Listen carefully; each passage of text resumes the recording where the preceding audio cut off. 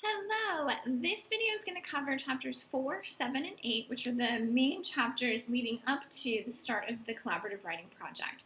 So I know you guys have seen this graphic before with the business writing process, but what I wanted to remind you as you move into the collaborative writing project is that when we went through the beginning of this book, so your required textbook for the class, the very early 5 steps to successful writing, and then chapter 1, the writing process, outlined these 5 steps: so preparation, research, organization, writing, and revision.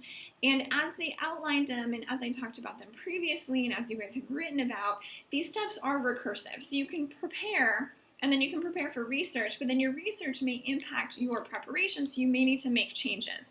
So I want you to remember, as you go through the collaborative writing project and as you look at how to apply chapters 4, 7, and 8 to the decisions that you as a group are going to make for putting together your documents, I want you to really think about what steps do you need to go through and which ones do you need to revisit after you've made it through a step. So don't just assume you're all going to put together perfect projects on, the first try.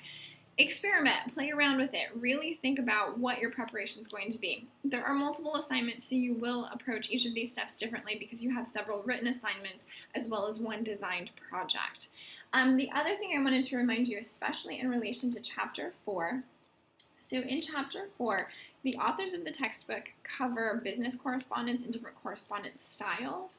So in this chapter, as they go through the different kinds, and starting on 112 to 120 is the one that's going to be the most important for your particular project because it's dealing with different types of correspondence styles.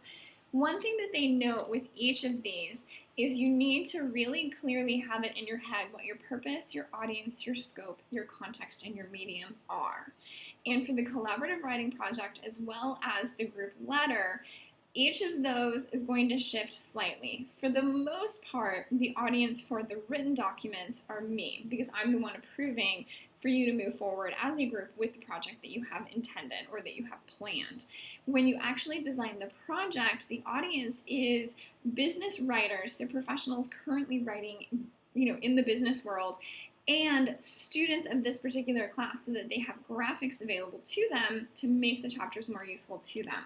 So remember how to use these 5 elements differently for each of your projects. So for the early written projects where I'm the audience, chapter 4 is going to be the most useful to you.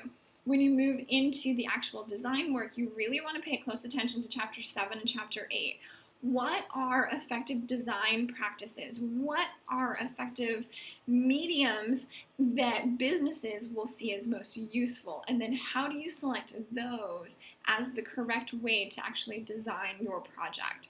So I'm going to keep this video really short because I think that the chapters laid out this information really, really clearly. I just want to remind you, as you put together each individual project, you need to revisit purpose, audience, scope, context, and medium because they shift. There's a gigantic audience shift between the written documents where the audience is me and the design document where the audience is your peers as well as current professionals in business writing. The purpose, the scope, the context, and the medium are going to shift with every single document. So you as a group need to be clear, who is it that we're writing to? What is it that we're trying to convey through this form of writing? Purpose. And once we've conveyed that, what's the most effective medium to look or to present that particular information? What's the context that we need to account for? So what is it that our audience already knows? What is it that we already know? What do we need to signal about context to make our purpose clear to the audience that we're intending to? And then what is the overall scope of this particular project and this particular communication? So make sure that you envision how each of these 5 elements interact with each other for each of the individual steps in the bigger collaborative writing project, as well as the assignment that's due in Module 4 with the group letter.